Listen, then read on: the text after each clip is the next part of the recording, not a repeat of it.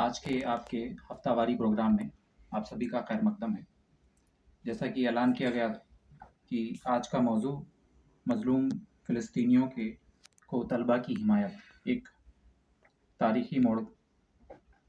تو اس کو شروع کرنے سے پہلے میں گزارش کروں گا برادر سعد صاحب سے کہ پروگرام کا آغاز تلاوت اور ترجمانی سے فرمائیں۔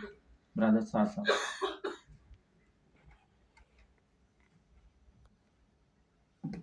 السلام علیکم ورحمۃ اللہ وبرکاتہ۔ اعوذ باللہ من الشیطان الرجیم،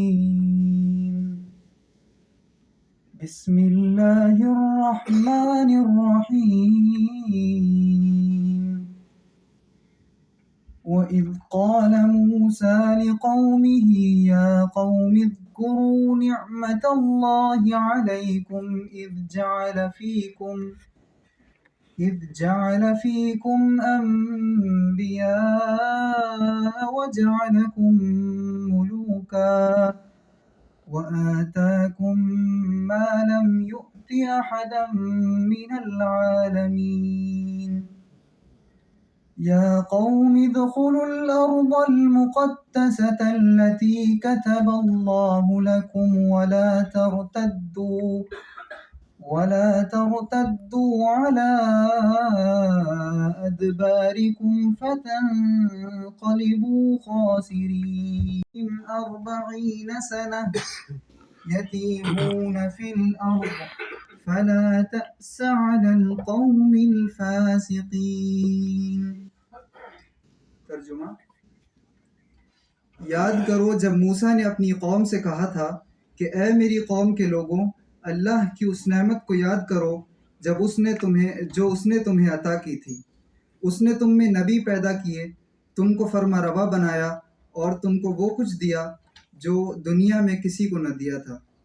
اے برادران قوم، اس مقدس سرزمین میں داخل ہو جاؤ جو اللہ نے تمہارے لیے لکھ دی ہے، پیچھے نہ ہٹو ورنہ ناکام و نامراد پلٹو گے۔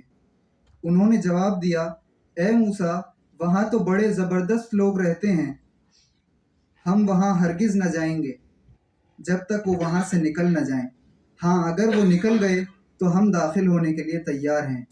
ان ڈرنے والوں میں سے 2 شخص ایسے بھی تھے جن کو اللہ نے اپنی نعمت سے نوازا تھا۔ انہوں نے کہا، ان جباروں کے مقابلے میں دروازے کے اندر گھس جاؤ، جب تم اندر پہنچ جاؤ گے تو تم ہی غالب رہو گے۔ اللہ پر بھروسہ رکھو اگر تم مومن ہو۔ لیکن انہوں نے پھر یہی کہا کہ اے موسیٰ، ہم تو وہاں کبھی نہ جائیں گے جب تک وہ وہاں موجود ہیں، بس تم اور تمہارا رب دونوں جاؤ اور لڑو، ہم یہاں بیٹھے ہیں۔ اس پر موسیٰ نے کہا کہ اے میرے رب، میرے اختیار میں کوئی نہیں مگر میری اپنی ذات یا میرا بھائی، پس تو ہمیں ان نافرمان لوگوں سے الگ کر دے۔ اللہ نے جواب دیا، اچھا تو وہ ملک 40 سال تک ان پر حرام ہے، یہ زمین میں مارے مارے پھریں گے، ان نافرمانوں کی حالت پر ہرگز ترس نہ کھاؤ۔ صدق اللہ العظیم۔ شکریہ برادر سعد صاحب۔ اس کے بعد میں ہمارے آج کے موضوع students support for the oppressed Palestinians a turning point in history, اس پر اظہار خیال فرمانے کے لیے مؤدبانہ گزارش کروں گا ڈاکٹر محی الدین غازی صاحب سے کہ وہ آئیں اور اس موضوع پر اپنے خیالوں کا اظہار فرمائیں۔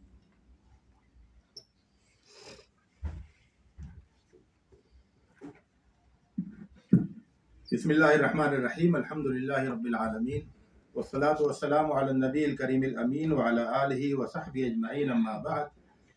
تو اس موضوع پر گفتگو کرنے سے پہلے میں چاہتا ہوں کہ 1-2 مختصر ویڈیو ہم دیکھ لیں تاکہ ہمیں ایسا محسوس ہو جائے کہ ہم اس ماحول میں پہنچ گئے ہیں جس ماحول کے بارے میں ہم گفتگو کر رہے ہیں۔ ہو سکتا ہے کہ آپ میں سے بہت سے لوگوں نے یہ ویڈیوز دیکھے ہوں، ظاہر سوشل میڈیا پہ بہت وائرل ہوئے، لیکن میرا اپنا تاثر یہ ہے کہ ہندوستانی میڈیا میں امریکہ میں ہونے والے طلبہ کے ان احتجاجوں کو اور اس حرکت کو زیادہ توجہ نہیں دی گئی، زیادہ فوکس نہیں ملا، تو اس لیے ممکن ہے کہ اس میں بعض چیزیں آپ کے لیے نئی بھی ہوں، لیکن بہرحال ان ویڈیوز کو دیکھ کر پھر ہم اس سلسلے میں گفتگو کو آگے بڑھائیں گے۔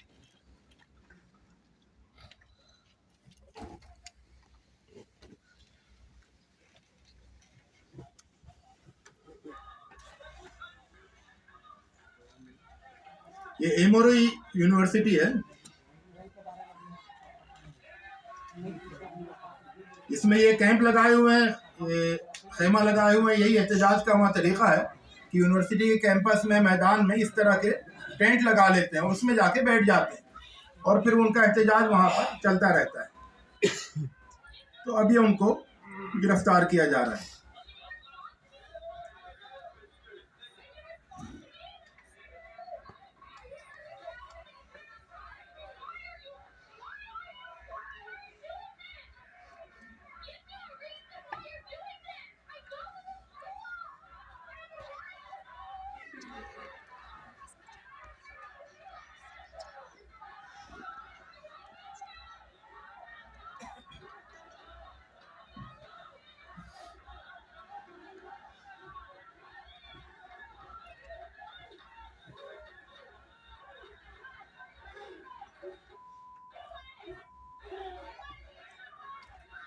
یہ ایک پروفیسر ہے، یہ آ کے کہہ رہی ہے کہ مت روک، مطلب روک رہی ہے، تو اب اس کو پکڑ لیا جاتا ہے.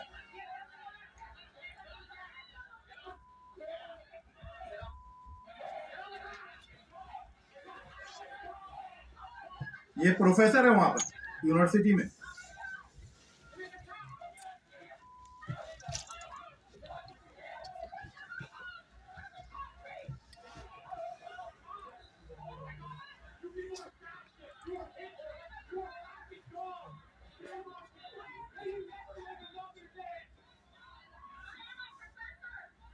وہ چلا رہے آئی ایم اے پروفیسر.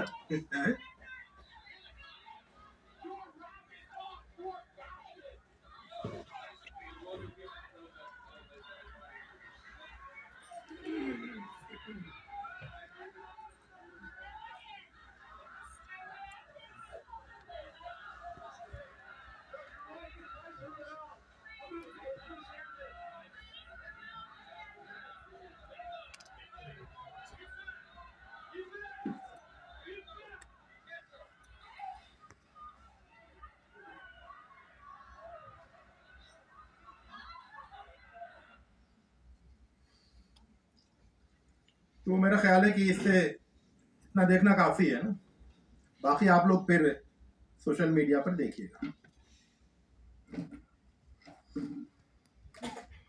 اب اس کے بعد پھر ہم اپنی گفتگو شروع کرتے ہیں.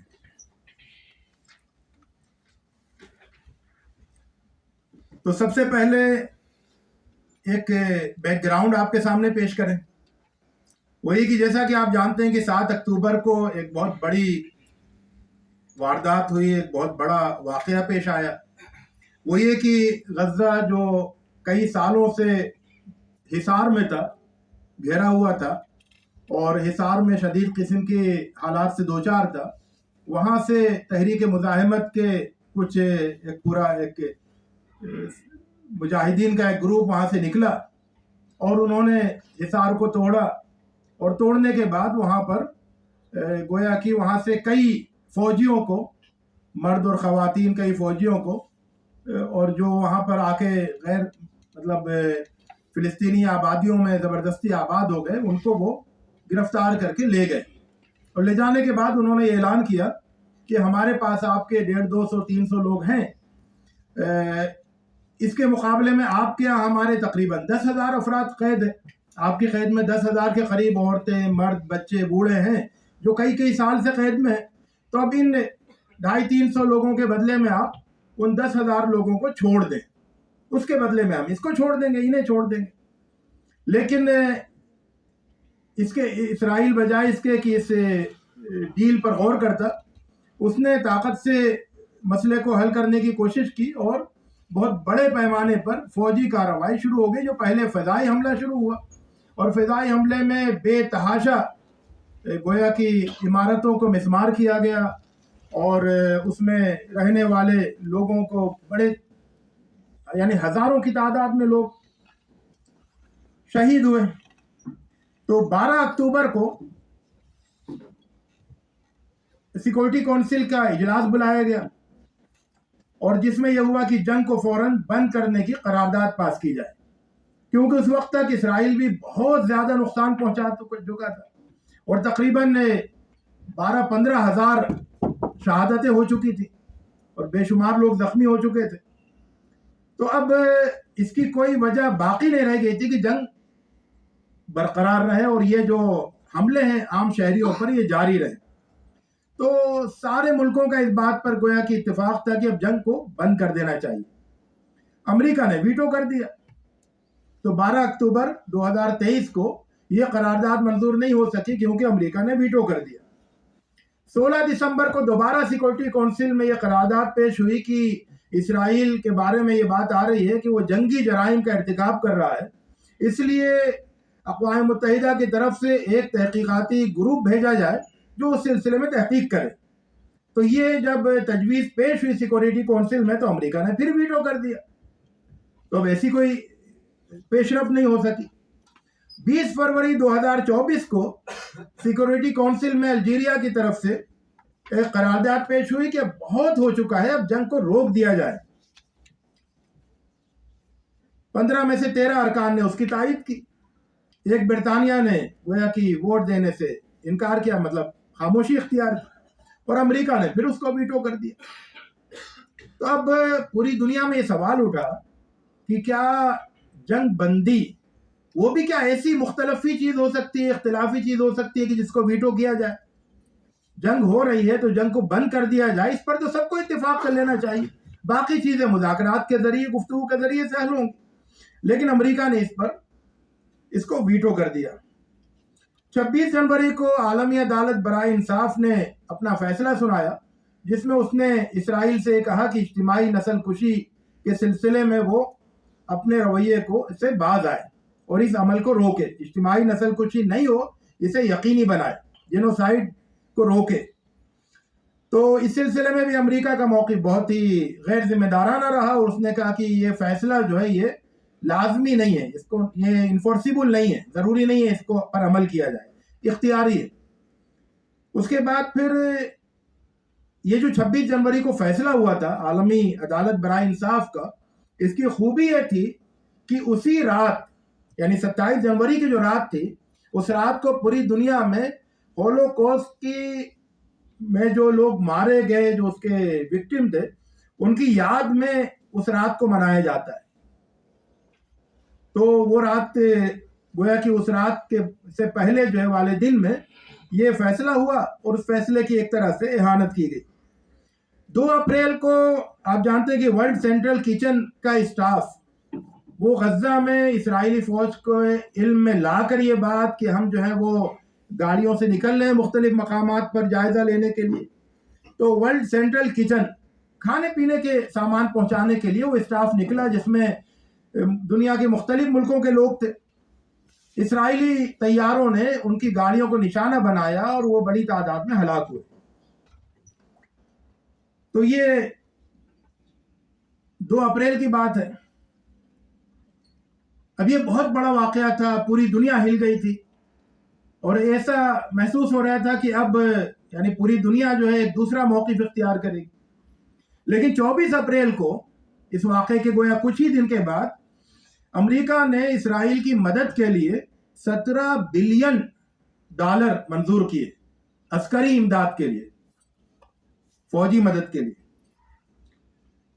तो ये जो सूरत हाल है कि जंग बंदी की बात आए तो वीटो कर दें, आलमी अदालत बराए इंसाफ फैसला सुनाए तो उसकी धज्जियां बिखेर दें, और उसके बाद फिर मुसलसल जो है वो उनकी फौजी इमदाद करते रहें। ये अमरीकी हुकूमत, अमरीकी मुक़्तदरा का एक मुसलसल रवैया था जो 7 अक्टूबर से बहुत नुमायां तौर से देखा जा रहा था। मुसलसल जंगी इमदाद जो है वो जारी थी।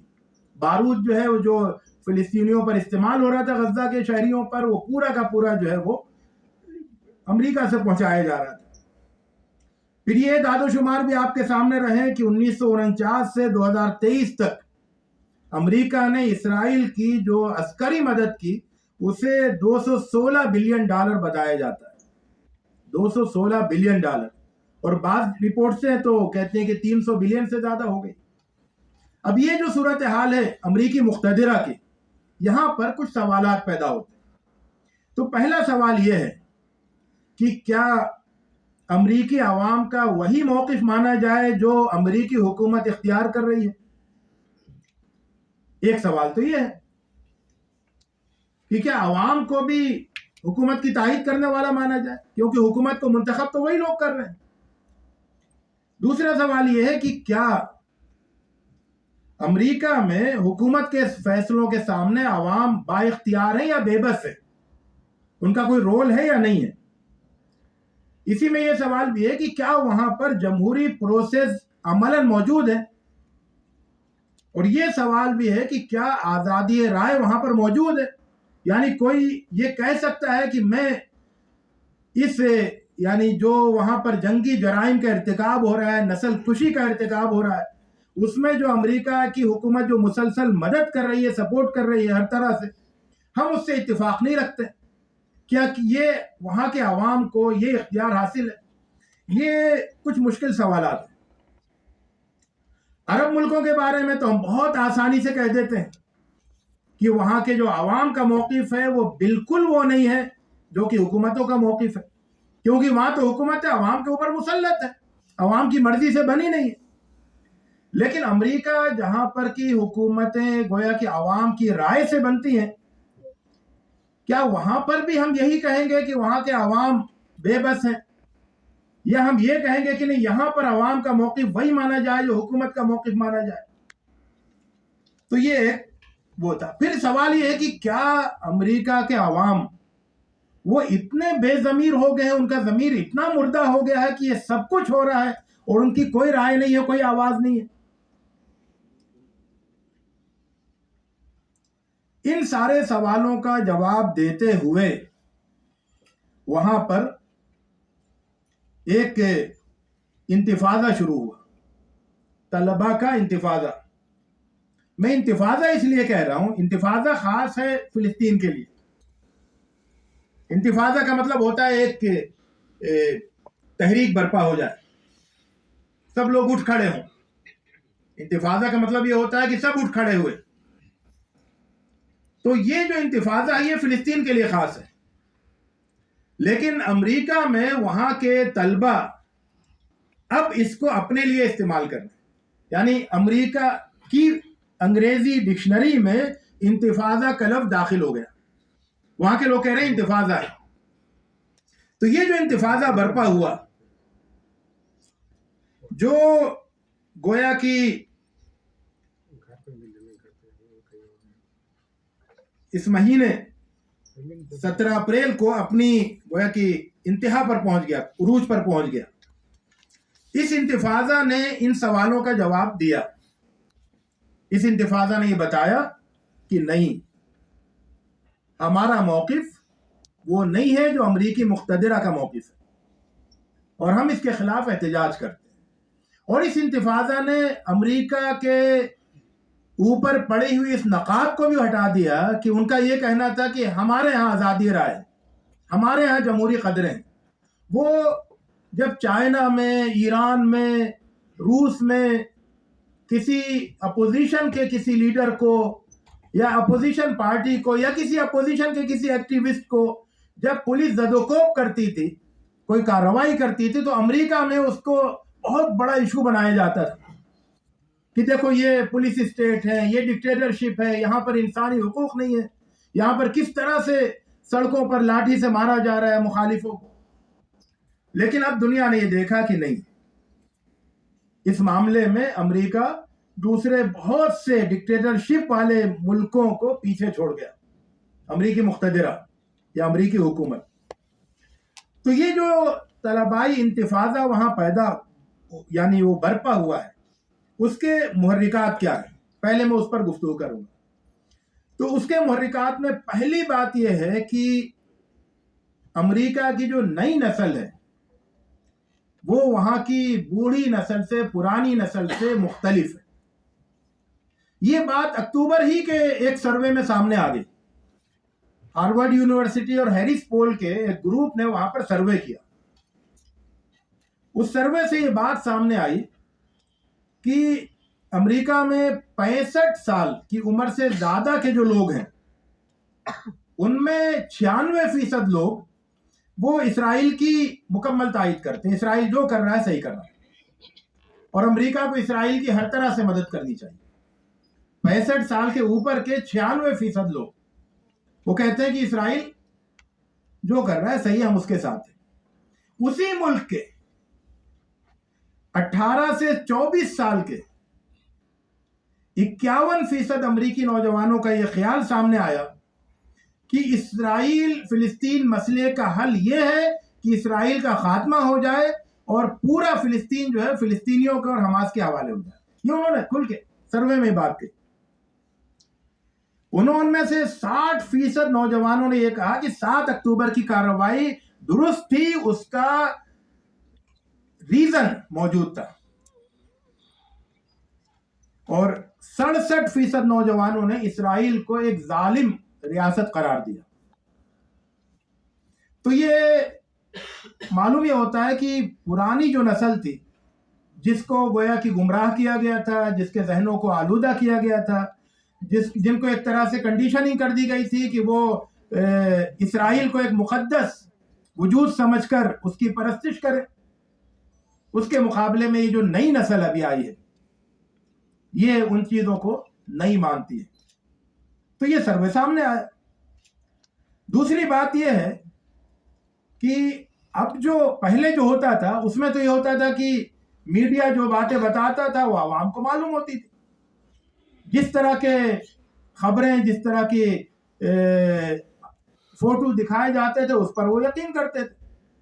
اور امریکہ کا جو میڈیا ہے وہ اسرائیل کے معاملے میں مکمل طور پر جانبدار رہا ہے.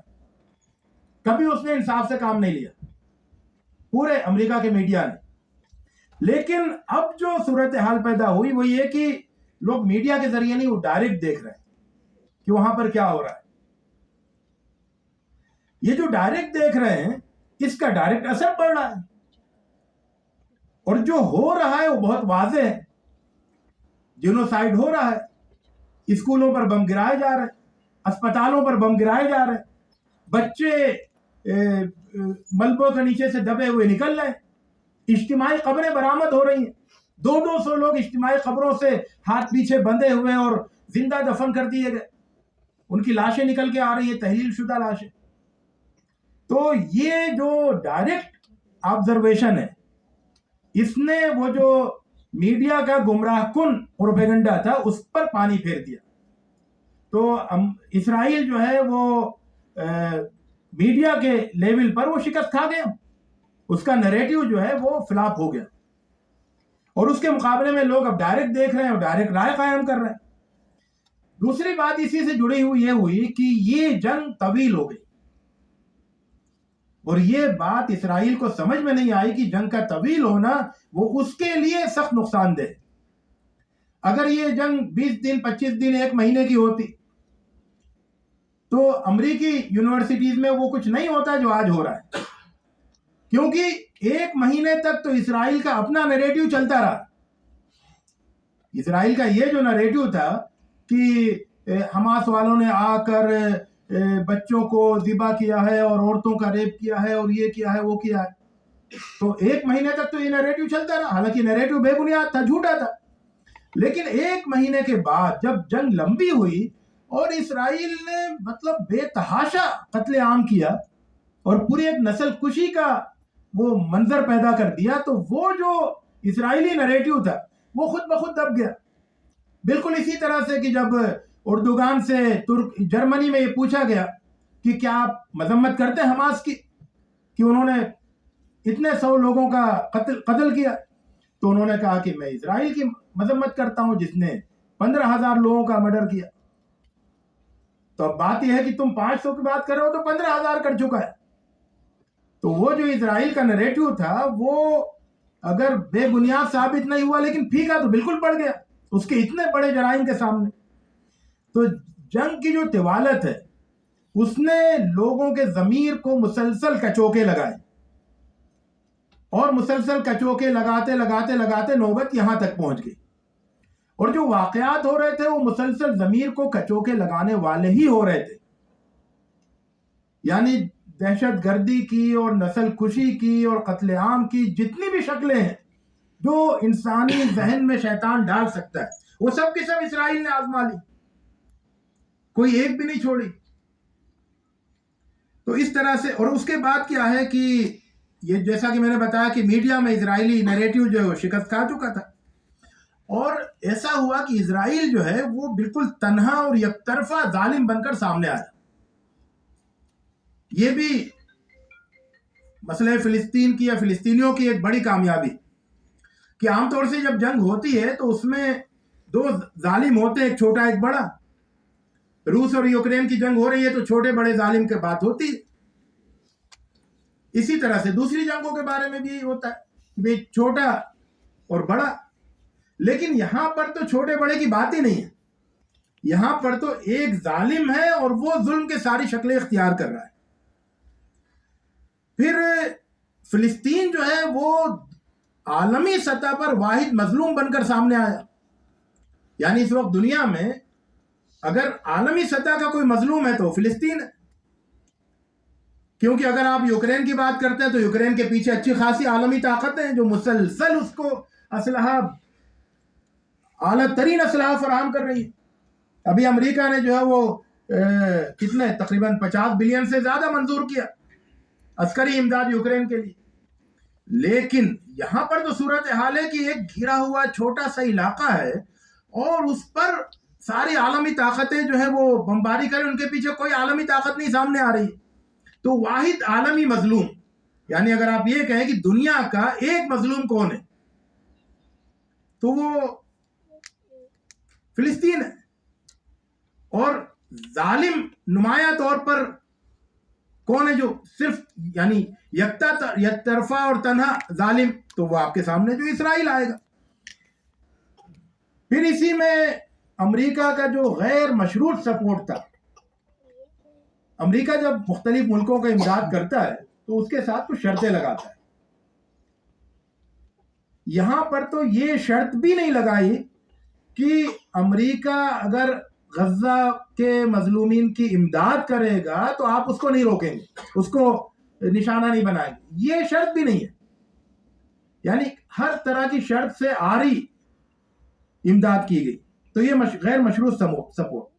ایک اور سبب یہ بتایا جاتا ہے، ایک اور محرک کی امریکی حکومت اپنا اعتماد عوام میں کھو چکی ہے،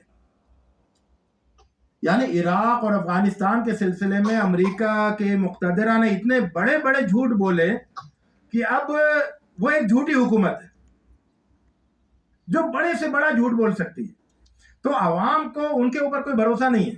وہ اگر کہتے ہیں کہ اسرائیل مظلوم ہے، کوئی نہیں مانے گا کیونکہ آپ تو جھوٹے۔ پھر فلسطینی مزاحمت کی حکمت عملی، وہ بھی اس کی بھی بڑی اہمیت ہے اس سیاق میں، کہ انہوں نے پوری کوشش یہ کی کہ ان کا جو انسانیت دوستی کا جو چہرہ ہے وہ سامنے رہے، وہ کم نہیں، متاثر نہیں ہو۔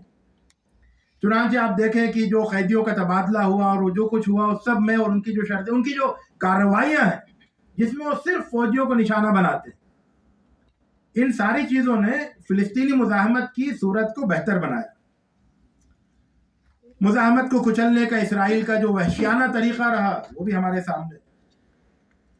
پھر ایک اور چیز ہے وہ یہ کہ، اور یہ بڑی فطری سی بات ہے کہ آپ یونیورسٹی میں جب کتابیں پڑھ رہے ہیں تو اس میں آپ کو حقوق انسانی پڑھائے جا رہے ہیں، انسانی اقدار پڑھائے جا رہے ہیں، ہیومن ویلیوز پڑھائے جا رہے ہیں، اور اس طرح کی بڑی اعلیٰ درجے کی تعلیم دی جا رہی ہے، اور جو آپ کا عمل ہے وہ اس سے بالکل ٹکرانے والا ہے۔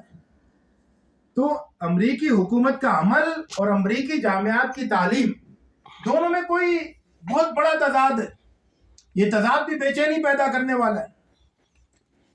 پھر اس پر ایک اور چیز کا اضافہ یہ کریں کہ امریکہ میں اسٹوڈنٹ ایکٹیویزم یا طلبائی جدوجہد، اسٹوڈنٹ پروٹیسٹ، اس کی ایک کامیاب تاریخ بھی ہے۔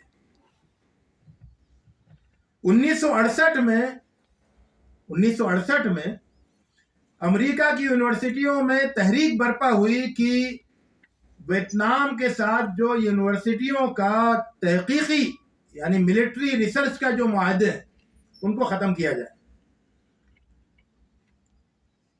اور گویا کہ وہ ایک طرح سے جنگ بند کی جائے اور وہ خالی کیا جائے.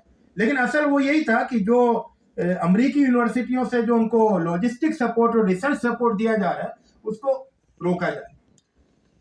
تو شروع میں ان کو دبایا گیا, ان کو مارا بھی گیا, کچھ لوگ مارے بھی گئے, لیکن اس کے باوجود وہ ایک بہت بڑی تحریک بنی اور بالآخر اس کے نتیجے میں امریکہ کو ویتنام خالی کرنا پڑا.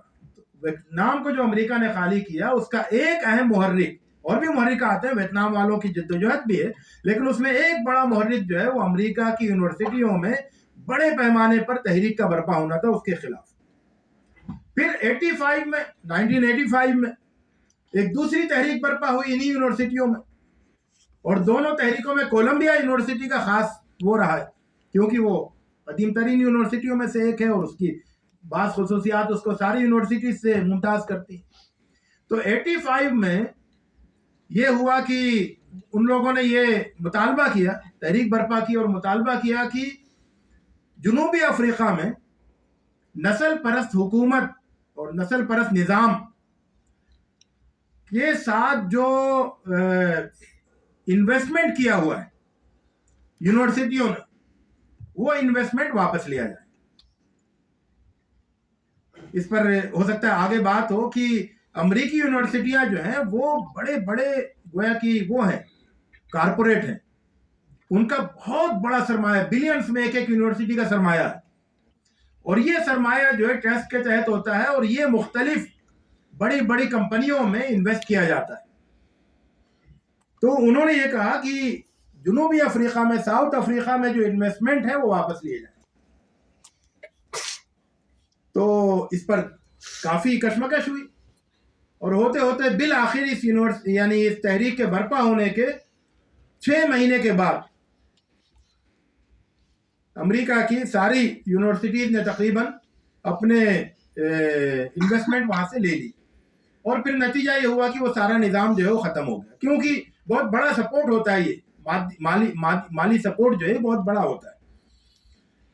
تو یہ ایک کامیاب تاریخ ہے کہ 68 میں آپ نے ویتنام والے مسئلے کو اپنے ہاتھ میں لیا اور کامیاب جدوجہد کی.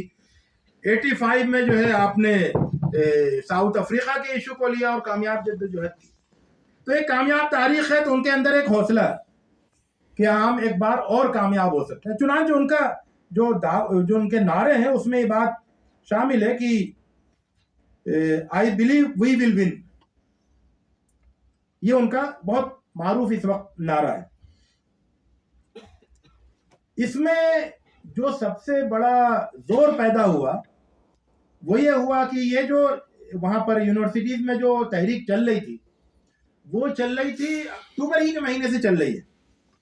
یعنی اسرائیل کی کارروائی شروع ہوئی غزہ کے اوپر, اور وہاں دو بڑی بڑی وہاں ایک آرگنائزیشنز ہیں.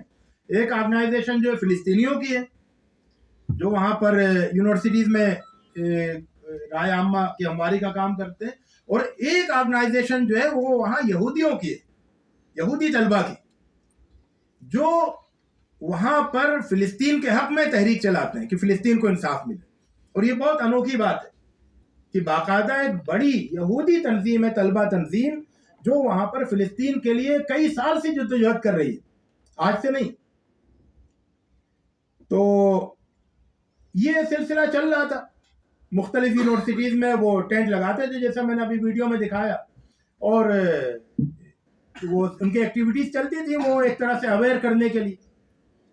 لیکن اس میں جو تبدیلی ہوئی وہ یہ کہ 17 اپریل کو کولمبیا یونیورسٹی میں 50 ٹینٹ لگائے گئے اس کے گارڈن میں, اور 120 طلبہ تنظیم اس میں شامل ہوئی, اور انہوں نے 4-5 مطالبے رکھے. ایک مطالبہ یہ تھا کہ جنگ فوراً بند کی جائے. دوسرا مطالبہ یہ تھا کہ جو ملٹری سپورٹ دیا جا رہا ہے, امداد دی جا رہی ہے, اس کو روکا جائے. تیسرا یہ تھا کہ جو یونیورسٹیز نے سرمایہ کاری کر رکھی ہے ان اداروں یا ان کمپنیوں میں جو کہ اس جنگ کو سپورٹ کر رہی ہیں, ان سے سرمایہ واپس لیا جائے. اور پھر جو باہمی تعاون ہوتا ہے یونیورسٹیز کے درمیان اور اداروں کے درمیان, تو اسرائیل کی یونیورسٹیوں اور ریسرچ کے اداروں سے وہ تعاون کو ختم کیا جائے، اور طلبہ اور اساتذہ جن کو مختلف ان کے خلاف کارروائیاں کی گئی ہیں تو ان کو مکمل طور پر بری کیا جائے، معاف کیا جائے۔ اس طرح کے یہ مطالبوں کے ساتھ جو ہے وہ چل رہی تھی تحریک۔ تو 17 ہی اپریل کو ایسا ہوا کہ بس تو یہ تو ابھی کچھ ہوا ہی نہیں، تم کہاں نکل گئی؟ تو ٹھیک ہے، تو بہرحال 17 اپریل کو ایک مسلم، آپ حیرت کریں گے، افسوس کریں گے، شرم کریں گے کہ مصر کی، جو مصر میں پیدا ہوئی، مصر کی گویا کی رہنے والی، اصل مصر کی، اور اس کو امریکن شہریت حاصل ہے، اور امریکہ میں ہارورڈ وغیرہ میں اس نے تعلیم حاصل کی، اور پھر وہ کولمبیا یونیورسٹی کی وائس چانسلر بن گئی۔ نعمت شفیق اس کا نام ہے۔ اس نے مصر کی حکومت کے راستے پر چلتے ہوئے پولیس کو بلایا اور 100 مظاہرین کو جو ہے وہ جیل میں بند کرا دیا۔ یہ کرنا تھا کہ پھر پورے امریکہ میں یہ احتجاج آگ کی طرح سے پھیل گیا۔ وہ 100 کو اس نے گرفتار کرایا، تھوڑی دیر بعد 100 اور آ کے بیٹھ گئے، اور اس کے بعد پھر تو 70 یونیورسٹیز تک معاملہ پہنچ گیا، اور آج کی تاریخ تک تقریباً 2000 سے زیادہ طلبہ اور اساتذہ گرفتار کر لیے گئے۔ یہ جو طلبہ کا احتجاج ہے نا، یہ معمولی بات نہیں ہے۔ آپ یہ مت سمجھیے کہ جیسے ہمارے یہاں طلبہ احتجاج کرتے ہیں اور کوئی بڑا مسئلہ نہیں ہے، ویسے وہاں بھی کوئی بڑا مسئلہ نہیں ہے۔ جن یونیورسٹیز میں احتجاج ہو رہا ہے بڑے پیمانے پر، کولمبیا یونیورسٹی ہو،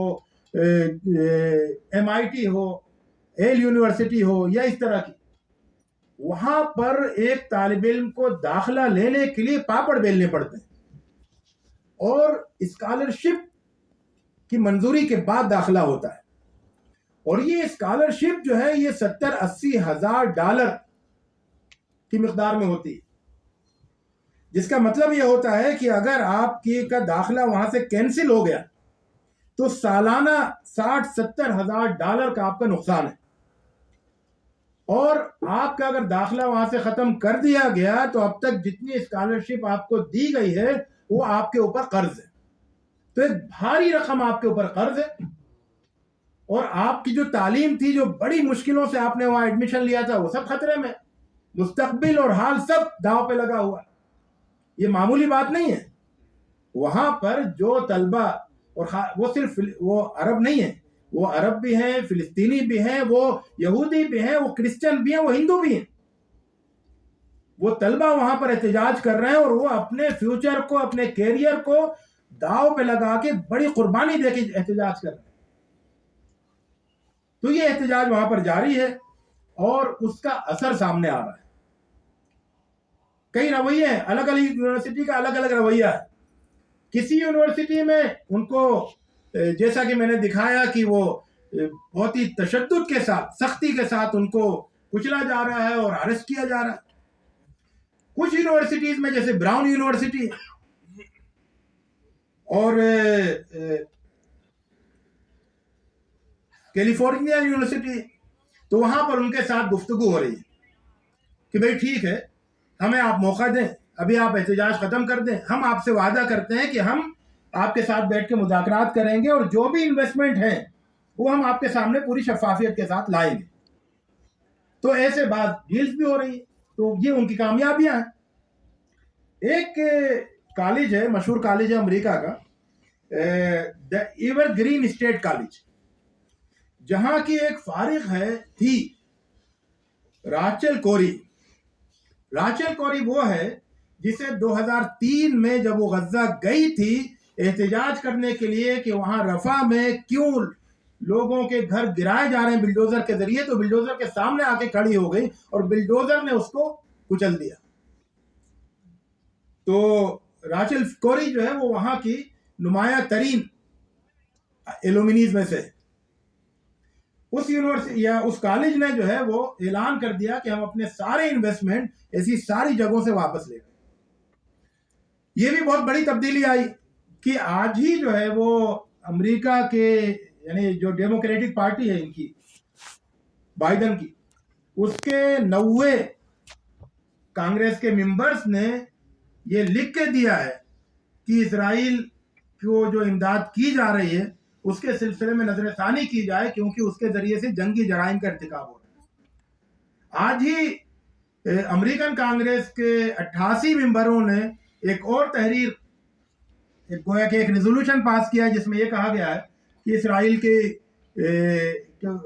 ये गोया कि ये जो सिलसिला है ये, इस पर उन्होंने अपना एतराज दर्ज किया। एक जायनिस्ट कॉमेडियन है माइकल रेपापोर्ट, उसका एक कॉमेडी प्रोग्राम का एक सीरीज था न्यूयॉर्क में जो होने वाला था, और कई महीने से उसकी डेट तय थी, लेकिन हालात को देखते हुए वो उसको कैंसिल कर दिया। तो एक हलचल बरपा है। अभी अमेरिका की पूरी कोशिश ये है कि जल्दी से जंग बंद हो जाए। वो किसी तरह से कोशिश कर रहा है हमास पर दबाव डाल के, कतर पर दबाव डाल के, और इधर उधर, और फिर इसराइल पे भी कुछ ना कुछ दबाव डाल के कि किसी ना किसी तरह से जंग बंद हो जाए। क्योंकि जंग जैसे जैसे चल रही है वहां पर जो एहतजाज वो बढ़ता जा रहा है।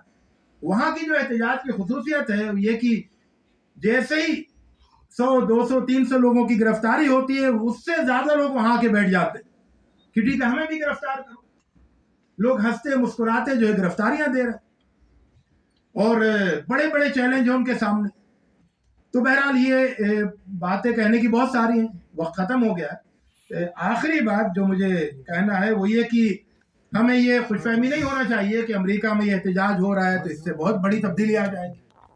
बाद लोगों ने इस उम्मीद का इजहार किया है, लेकिन बहरहाल ये तो खुशफहमी की बात है कि हो सकता है कि इस इंतखाब में ये जो अमेरिका, बाइडन और ट्रंप, दो मकरूह चेहरों के बीच में अमेरिका का मुस्तकबिल जो है वो जाके गोया कि महसूर हो गया कि या तो बाइडन या ट्रंप, और दोनों अमेरिका के मकरूह तरीन चेहरे। तो हो सकता है कि अमेरिका इन दो मकरूह चेहरों को किनारे करके अपने किसी यानी काबिल कदर चेहरे को सामने लेकर आए। लेकिन ये बहरहाल ये जो सफर है, ये जो कशमकश है, ये उतनी जल्दी हल होने वाली नहीं जितनी जल्दी 68 और 85 में हो गई थी। क्योंकि वियतनाम का जो मामला था, साउथ अफ्रीका का जो मामला था, तो वहां पर एक तो जुल्म बड़ा वाज़ेह था, अमरीकी अवाम के सामने जुल्म का मामला बड़ा क्लियर था, और वो एक खारजी पॉलिसी का मसला था। यहाँ तो सूरत हाल ये है कि अमरीका के अवाम के जहनों में और मुख्तदिरा और वहाँ के सरमाएदार तबके के जहनों में तो इसराइल के तकद्दुस को सहीयूनी तहरीक के जरिए से बिल्कुल बिठा दिया गया है। यानी वो एक तरह से इसराइल की इबादत करते हैं। तो ये जो सूरत हाल है उससे निकालना पूरी कौम को ये बहुत लंबी जद्दोजहद चाहता है, ये बहुत ज्यादा कुर्बानियां चाहता है। तो इसमें जाहिर है कि मुस्लिम उम्मत का भी एक बड़ा किरदार होगा कि वो इस सफर में एक पॉजिटिव रोल अदा करे, ताकि ये सफर जो है वो आगे तक जारी रहे, इनकी हिम्मत नहीं टूटे और इनको तोड़ा नहीं जा सके, कुचला नहीं जा सके। अगरचे कुचलने की सारी कोशिशें की जा रही, लेकिन अभी तक तो उनके अंदर एक अज़्म और एक हौसला बाकी है। बहुत ही जो उनके कोशिशें हैं उसमें जो अलामती पैगामात है वो बड़े ज़बरदस्त है। आपको मैं बताऊं कि कोलंबिया यूनिवर्सिटी में एक हॉल है, जैसे हमारा कॉन्फ्रेंस हॉल, उसका नाम है हैमिल्टन हॉल। हैमिल्टन हॉल की एक तारीख है। 85 में जब साउथ अफ्रीका के सिलसिले में तहरीक बर्पा हुई थी, तो हैमिल्टन हॉल पर लिखा गया था मंडेला हॉल, नेल्सन मंडेला, वो नाम लिख दिया गया था उसका, और एक तारीख बन गई। अगरचे बाद में फिर दोबारा वो हैमिल्टन हॉल हो गया, लेकिन वो एक तारीख बनी। आज उसका नाम लोगों ने पता है क्या रखा है? कौन बताएगा जी? तो उसका नाम रख दिया है हिंद हॉल। उस पर बोर्ड लगा दिया, लोगों ने बोर्ड उतार दिया, तो उस पर जो है वो लाइट डालकर हिंद हॉल करके लिखा हुआ, नीचे से लाइट मार के हिंद हॉल लिख के दिखा रहे। हिंद कौन है? हिंद ये एक 6 साल की बच्ची है, ये बहुत ही प्यारी सी बच्ची, गज्जा की 6 سال کی بچی ہے جسے اپنے شاید پرائمری کے فرسٹ کلاس میں یا نرسری میں ہے نا، اس کو جب وہ فارغ مطلب وہاں پر جو گویا کہ کنوکیشن ہوا تھا اور طلبہ فارغ ہو رہے تھے، تو اس کو وہ پہنایا گیا تھا، وہ جو فراغت والی کیپ وغیرہ ہوتی ہے نا، اس کا لباس کیا کہتے ہیں اس کو، کنوکیشن ڈریس، تو وہ اس کو پہنایا گیا تھا، اس میں اس کا فوٹو ہے۔ تو ایک تو 6 سال کی پیاری سی بچی اور وہ کنوکیشن والا وہ ٹوپی اور وہ سب پہنے ہوئے، اور اس کو اسرائیلی فوج نے اتنی بے دردی سے شہید کیا تھا، جس کا ذکر میں اس سے پہلے والے پروگرام میں کر چکا ہوں، کہ وہ اپنے گھر والوں کے ساتھ جا رہی تھی، اس کی والد والدہ ساتھ میں نہیں تھے، دادا وغیرہ کے ساتھ جا رہی تھی گاڑی میں نکل کے کہیں محفوظ جگہ کی تلاش میں۔ اسرائیلی فوج نے ان کو روک لیا، روک کے اس کے گھر والوں کو سب کو گولی مار دی اس کے سامنے، 6 سال کی بچی۔ اور اس کے بعد اس نے اپنی رشتہ دار کا فون اٹھا کے اپنی ماں کو فون کیا کہ میں خطرے میں ہوں، میں اکیلی بچ گئی ہوں، مجھے آ کے بچا لو۔ تو جو ریڈ کریسنٹ والے ہیں فلسطین کے، انہوں نے اسرائیلی فوج سے رابطہ کیا اور کہا کہ ہم اس کے پاس جانا چاہتے ہیں، اس کو لے کے آنا چاہتے ہیں۔ انہوں نے اجازت دے دی، سوچیے آپ، سنگ دلی، انہوں نے اجازت دے دی، ایمبولینس آئی، ایمبولینس والے بات کرتے رہے، اور اس کے بعد پھر ایمبولینس سے سب کا رشتہ ختم ہو گیا، اور کئی دن تک ختم رہا۔ اور کئی دن کے بعد جب وہاں سے اسرائیلی فوج ہٹ گئی اور وہاں لوگ پہنچے، تو وہاں دیکھا کہ ایمبولینس والوں کو بھی مار دیا گیا، اس کے گھر والے بھی مار دیے، اور نہ جانے کتنے عرصے اس پوری اذیت سے گزرنے کے بعد اس کو بھی مار دیا گیا۔ تو بہت ہی بے دردی کے ساتھ، سنگ دلی کے ساتھ اس کو شہید کیا گیا، وہ ایک آئیکن اس کو بنایا گیا، اور وہ ہند ہال کے نام سے ہیملٹن ہال کو اس وقت مشہور کر دیا گیا۔ ایسی بہت سی چیزیں ہم امید کرتے ہیں، اللہ تعالیٰ سے دعا کرتے ہیں کہ جو بڑی تبدیلی انشاءاللہ آنے والی ہے، جس کے نتیجے میں وہ پورا خطہ آزاد ہوگا، اس میں ان لوگوں کی کوششوں کو بھی قبول کرے، اس میں بھی برکت دے، اور یہ سفر جو ہے کامیابی کے ساتھ آگے بڑھے، تاکہ خود امریکہ وہ بھی نجات حاصل کرے بائیڈن اور ٹرمپ اور ریپبلکن اور ڈیموکریٹک کے جال سے، اس جنجال سے یہ بھی باہر نکل کر آئے۔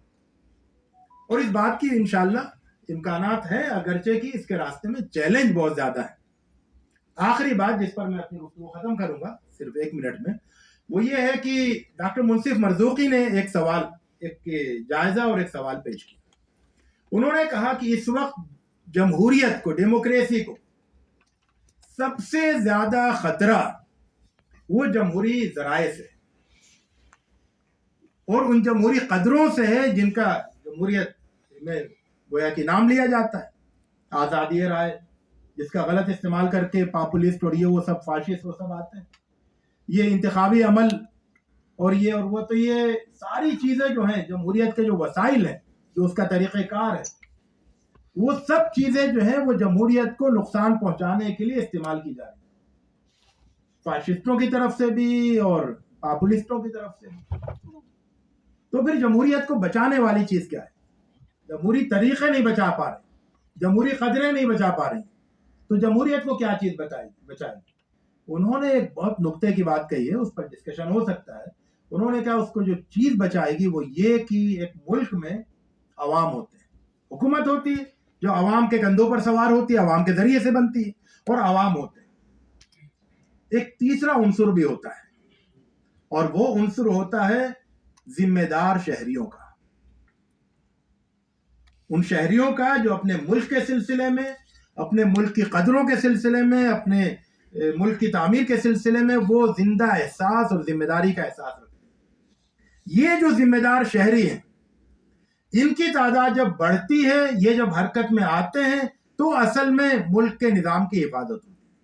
تو جمہوریت کے اصل حفاظت اگر ہوگی اور وہ کسی ملک میں اگر بحال ہوگی اور اس کو جو خطرے درپیش ہیں ان کا سدباب ہوگا، تو وہ ذمہ دار شہریوں کی ایک متعدد بھی تعداد کی اپنی ذمہ داری ادا کرنے سے۔ اس وقت امریکہ میں ہم یہ سمجھتے ہیں کہ یہی ہو رہا ہے، امریکی یونیورسٹیز میں یہی ہو رہا ہے کہ لوگ اپنی ذمہ داری کو محسوس کر کے اور ایک رسپانسیبل سٹیزن اور شہری بن کر وہ قربانیاں دے رہے ہیں اور جدوجہد میں مصروف ہیں. شکریہ. وآخر دعوانا الحمدللہ رب العالمین.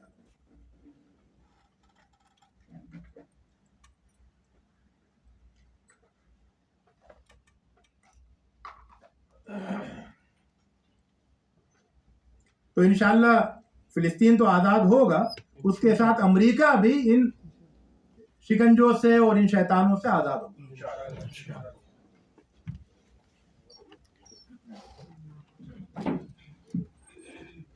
شکریہ ڈاکٹر محی الدین گائی صاحب، آپ نے اس موضوع پر سیر حاصل گفتگو فرمائی، کیونکہ یہ گفتگو بہت ہی سیر حاصل ہو رہی تھی، اس وجہ سے سوال جواب کا بھی وقت جو ہے اسی میں دے دیا گیا. آخر میں یہ اعلان ہے کہ اگلے ہفتے پھر انشاءاللہ کسی موضوع پر یہاں پر اظہار خیال ہوگا. آپ خود بھی تشریف لائیں اور اپنے دوست احباب کو بھی خبر فرمائیں. اور اسی کے ساتھ آپ سب کا شکریہ اور اس اجتماع کے اختتام کا اعلان ہوتا ہے. السلام علیکم ورحمۃ اللہ وبرکاتہ.